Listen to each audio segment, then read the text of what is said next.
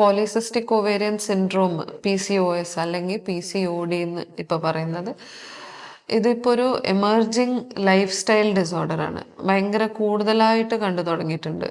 നമ്മൾ പണ്ട് അറൗണ്ട് 12-13% എന്നൊക്കെ പറയുകയാണെങ്കിൽ ഇപ്പോൾ കേരളത്തിൽ അപ് ടു 30% വരെയും പെൺകുട്ടികൾക്ക് വന്നു തുടങ്ങിയിട്ടുണ്ട്. ഇത് വരുന്നത് അറൗണ്ട് ഒരു റീപ്രൊഡക്റ്റീവ് ഏജ് ഗ്രൂപ്പിലേക്ക് കിടക്കുന്ന ആ ഒരു പീരീഡിലാണ്. ഈവൻ അഡോളസൻസിലും കാണുന്നുണ്ട്, അഡോളസെൻറ്റിലെ ലൈഫ് സ്റ്റൈൽ മാറുമ്പോഴും കാണുന്നുണ്ട്. അഡോളസെൻസ് തുടങ്ങി റീപ്രൊഡക്റ്റീവ് ഏജ് ഗ്രൂപ്പിൽ ഈ പോളിസിസ്റ്റിക് ഒവേറിയൻ സിൻഡ്രോം എല്ലാവർക്കും ഓൾമോസ്റ്റ് ഞാൻ പറഞ്ഞ മാതിരി 30% ഇൻകമ്മിങ് പേഷ്യൻസിന് വരുന്ന ഒരു ഇഷ്യൂ ആണ് പോളിസിസ്റ്റിക് ഒവേറിയൻ സിൻഡ്രോം. അപ്പോൾ പോളിസിസ്റ്റിക് ഒവേറിയൻ സിൻഡ്രോം എന്ന് വെച്ചാൽ എന്താണ്? പോളിസിസ്റ്റിക് ഓവറി എന്ന് വെച്ചാൽ ഓവറിയിൽ ചെറിയ ചെറിയ സിസ്റ്റുകൾ ഫോം ആവുന്നതാണ് പോളിസിസ്റ്റിക് ഓവറി. അത് എന്ത് കാരണം കൊണ്ടാന്ന് വെച്ചാൽ ഓവറീൻ്റെ ഫങ്ഷൻ ശരിക്കും ആകുന്നില്ല. ഓവറി ശരിക്കും അങ്ങോട്ട് ഓവുലേറ്റ് ആകാണ്ട് ചെറിയ കുമിളങ്ങൾ മാതിരി പോളിസിസ്റ്റിക് ഓവറീസിൽ ഫോം ആയിട്ട്, ഓവറീസിൽ ഇങ്ങനെ ചെറിയ ചെറിയ സിസ്റ്റുകൾ ഫോം ആയിട്ട് അബ്നോർമലായിട്ടുള്ള ഹോർമോൺസ് പ്രൊഡ്യൂസ് ചെയ്ത് തുടങ്ങി അതിൻ്റെതായിട്ടുള്ള ബുദ്ധിമുട്ട്.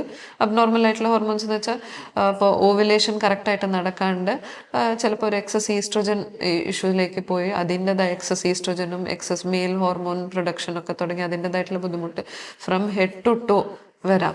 അപ്പോൾ ഇത് ഇപ്പോൾ ഒരു ലൈഫ് സ്റ്റൈൽ ഡിസോർഡർ എന്ന് പറഞ്ഞത് എന്താണെന്ന് വെച്ചാൽ, ഇപ്പോൾ ഫാസ്റ്റ് ഫുഡ് എന്ന് പറയാൻ എല്ലായിടത്തും എല്ലാ നൂക്ക് ആൻഡ് കോർണറിലും ഫാസ്റ്റ് ഫുഡ് അവൈലബിൾ ആണ്. എല്ലാം നമ്മളെ ലൈഫ് സ്റ്റൈൽ ഈസി ആക്കാൻ വേണ്ടിയിട്ട് കുറേയേറെ കാര്യങ്ങളുണ്ട്. അപ്പോൾ അതിനനുസരിച്ച് നമ്മൾ അഡ്ജസ്റ്റ് ആകണം. പ്ലസ് നമ്മളെ ലൈഫ് സ്റ്റൈൽ ഈസി ആകുമ്പോൾ പുറമേ പോയിട്ടുള്ള ഫാസ്റ്റ് ഫുഡ് കഴിക്കുകയാണെന്നുണ്ടെങ്കിലോ ഇപ്പോൾ നമ്മളെ കയ്യിൽ വരുന്നതാണെങ്കിൽ എല്ലാം റിഫൈൻഡ് ഫുഡ്സാണ്. ഇപ്പോൾ നമ്മൾ ഈസിലി പോയിട്ട് ഒരു വർക്കിംഗ് ലേഡിക്കാണെന്നുണ്ടെങ്കിലോ വർക്ക് ചെയ്ത് എല്ലാം കഴിഞ്ഞ് വീട്ടിലെത്തി എല്ലാ പണികളും ചെയ്ത് കുക്ക് ചെയ്ത് വരുന്നത് ചിലപ്പോൾ ഒരു ബുദ്ധിമുട്ടായിരിക്കാം. അപ്പോൾ നമ്മളെ ലൈഫ് ഒന്ന് ഈസി ആക്കാൻ വേണ്ടിയിട്ട് ചിലപ്പോൾ ഒരു ബേക്കറി കയറി കഴിക്കും, അല്ലെങ്കിൽ വീട്ടിലേക്ക് അതും കൂടെ മേടിച്ചുകൊണ്ട് വരും, വീട്ടിലത്തെ ആൾക്കാർക്കും കൊടുക്കും. അത് റെഗുലർ ആയി കഴിഞ്ഞാലാണ് ഈ പ്രശ്നം വരുന്നത്. കാരണം റിഫൈൻഡ് ഫുഡ് കൂടുതൽ, ഇപ്പം മൈദ അല്ലെങ്കിൽ ഷുഗർ അങ്ങനത്തെ റിഫൈൻഡ് ഫുഡ് ഐറ്റം, അല്ലെങ്കിൽ ഓയിലി ഓർ ഇപ്പോൾ വരുന്ന മീറ്റ് ആണെങ്കിലും, ഇപ്പോൾ ചിക്കൻ ആണെന്നുണ്ടെങ്കിലും അല്ലാത്ത മീറ്റ് ആണെന്നുണ്ടെങ്കിലും അഗൈൻ ഓൾ പ്രോസസ്ഡ് ഫുഡാണ്. അപ്പോൾ ഇങ്ങനത്തെ ഈ പ്രോസസ്ഡ് ഫുഡ് കഴിക്കുമ്പോഴാണ് ഈ ഇഷ്യൂസ് വരുന്നത്. ഇതിൽ കുറേ മോളിക്കുലർ ലെവൽസിലാണ് കുറേ ചേഞ്ചസ് നടക്കുന്നത്.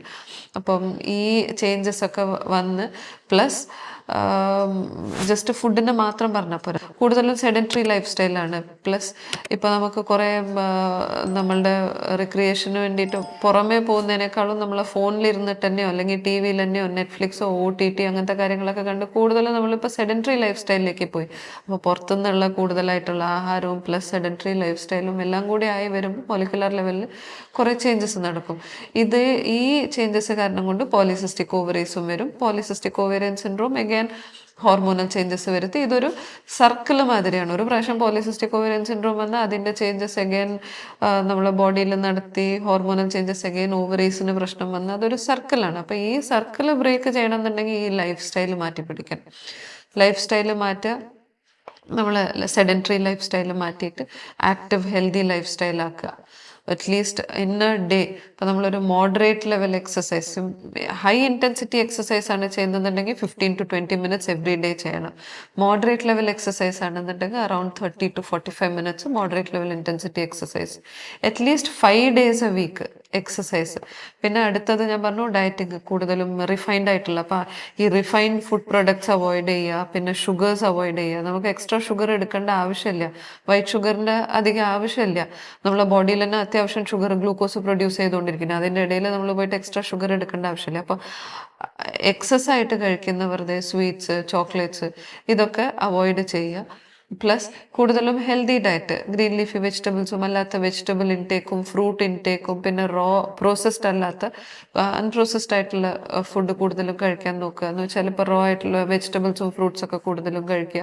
വീട്ടിലുണ്ടാക്കിയ ആഹാരങ്ങൾ കുറച്ചൊന്ന് കഷ്ടപ്പെട്ടാലും അത് നമ്മളെ ലൈഫിന് വേണ്ടിയിട്ടാണ്, നമ്മളെ ഹെൽത്തിന് വേണ്ടിയിട്ടാണ്. അപ്പോൾ കുറച്ചൊന്ന് കഷ്ടപ്പെട്ടാലും വീട്ടിലുണ്ടാക്കിയ ഫുഡ് കഴിക്കുക കൂടുതലും.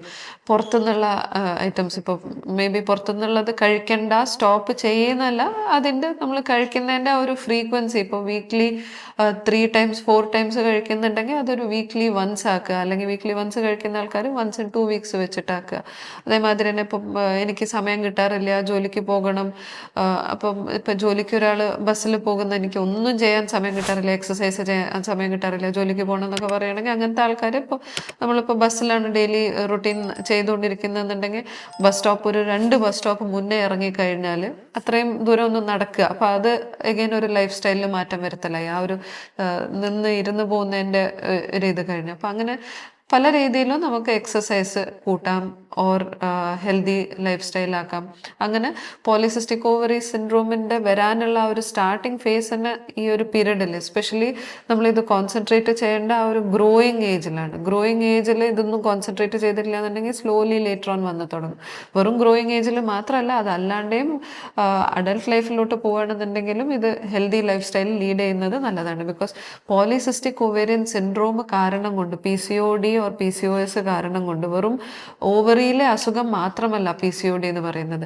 സ്റ്റാർട്ടിങ് ഓവറിയിലാണെന്നുണ്ടെങ്കിലും അതിൻ്റെ സീക്വലേഴ്സ് വേറെ കുറേ ഏറെ ഉണ്ട്. കാരണം പോളിസിസ്റ്റിക് ഓവേറിയൻ സിൻഡ്രോം വരുമ്പോൾ മെയിൽ ഹോർമോൺ കൂടും. ഞാൻ പറഞ്ഞു, മെയിൽ ഹോർമോൺ കൂടുമ്പോൾ അമിതമായിട്ടുള്ള രോമ വളർച്ച or hair loss, scalp hair loss വരാം. പിന്നെ മെയിൽ ഹോർമോൺ കൂടുന്ന മാതിരി തന്നെ അതിൻ്റെ കൂട്ടത്തിൽ തന്നെ ചിലപ്പോൾ നമ്മളെ ബോഡിയിലെ ലിപ്പിഡ് പ്രൊഫൈൽ, കൊളസ്ട്രോളിൻ്റെ അളവിൽ മാറ്റം വരാം. ലിവർ ഫങ്ഷൻ ടെസ്റ്റിൽ ചിലപ്പോൾ മാറ്റം വരാം. പിന്നെ ഈസ്ട്രോജൻ, പോളിസിസ്റ്റിക് ഓവേറിയൻ സിൻഡ്രോം എന്ന് പറയുന്നത് ഹൈപ്പർ ഈസ്ട്രോജനിക് സ്റ്റേറ്റാണ്. അപ്പോൾ ഈസ്ട്രോജൻ്റെ അളവ് കൂടുതലുള്ള സ്റ്റേറ്റാണ്. അപ്പോൾ അങ്ങനെ ഈസ്ട്രോജൻ്റെ അളവ് കൂടുതൽ വരുമ്പോൾ യൂട്രസിലെ എൻഡോമെട്രിയത്തിൽ പ്രശ്നങ്ങൾ, എൻഡോമെട്രിയൽ ലൈനിങ്, എൻഡോമെട്രിയൽ ഹൈപ്പർപ്ലേസിയ വരാം. ഓർ ചെറിയ even pre cancerous, long standing ആൾക്കാർക്ക് പ്രീ ക്യാൻസറസ് ചേഞ്ചസ് പോലും കാണാറുണ്ട്. അപ്പോൾ പോളിസിസ്റ്റിക് ഓവേറിയൻ സിൻഡ്രോമിൽ വെറും ഓവേറിയൻ ഇഷ്യൂ മാത്രമല്ല, അല്ലാതെയും ഇപ്പം ഞാൻ പറഞ്ഞു കൊളസ്ട്രോൾ കൂടാം, സെയിം ടൈം ഷുഗർ വരാനുള്ള സാധ്യതകൾ ഭയങ്കര കൂടുതലാണ്. അറൗണ്ട് 25% ആൾക്കാർക്ക് ഇമ്പയർഡ് ഗ്ലൂക്കോസ് ടോളറൻസ് ടെസ്റ്റ് എന്ന് വെച്ചാൽ ഷുഗറിൻ്റെ ഒരു സ്റ്റാർട്ടിങ് വരാനുള്ളതും, 7% ആൾക്കാർക്ക് ഡയബറ്റീസും കാണാറുണ്ട്. കൊളസ്ട്രോൾ കൂടാറുണ്ട്, BP വരാനുള്ള സാധ്യതകൾ. അപ്പോൾ ഇപ്പോൾ ഈ പോളിസിസ്റ്റിക് ഓവേറിയൻ സിൻഡ്രോമിൻ്റെ ഒരു പേര് മെറ്റബോളിക് ആൻഡ് റീപ്രൊഡക്റ്റീവ് സിൻഡ്രോം എന്നാണ്. കാരണം വെറും ഓവറി മാത്രമല്ല, റീപ്രൊഡക്ഷൻ മാത്രമല്ല, അതിൽ മെറ്റബോളിക് ഇഷ്യൂസും ധാരാളം വരുന്നത്. അപ്പോൾ മെറ്റബോളിക് ആൻഡ് റീപ്രൊഡക്റ്റീവ് സിൻഡ്രോം എന്ന് പറയുന്നതായിരിക്കും PCODക്ക് കൂടുതലും നല്ലത്. അപ്പോൾ ഇതൊന്നും വരരുതെന്നുണ്ടെങ്കിൽ നമ്മൾ ആദ്യമേ നമ്മളെ ലൈഫ് സ്റ്റൈല് കെയർ എടുത്താൽ കുറേയൊക്കെ മാറ്റം വരുത്താം. ഇനി പോളിസിസ്റ്റിക് ഓവേറിയൻ സിൻഡ്രോം ഒരു പ്രാവശ്യം ഉണ്ട് എന്ന് പറയുകയാണെന്നുണ്ടെങ്കിൽ ഇതിനെ കംപ്ലീറ്റ്ലി മാറ്റാൻ പറ്റില്ല. കംപ്ലീറ്റ്ലി പോളിസിസ്റ്റിക് ഓവേറിയൻ സിൻഡ്രോമിന് കംപ്ലീറ്റ് മാറ്റം ഉള്ളില്ല. പക്ഷെ നമുക്കത് കംപ്ലീറ്റ് ആയിട്ട് നമ്മളെ കൺട്രോളിൽ വെക്കാം. ലൈഫ് സ്റ്റൈലിൽ മാറ്റി പിടിച്ചാൽ കംപ്ലീറ്റ് ആയിട്ട് കൺട്രോളിൽ വെക്കാം. ചില ആൾക്കാരിൽ ലൈഫ് സ്റ്റൈൽ മാറ്റി പിടിച്ചാലും കൺട്രോളിൽ വെക്കാൻ ഒരു ബുദ്ധിമുട്ട് വന്നേക്കാം.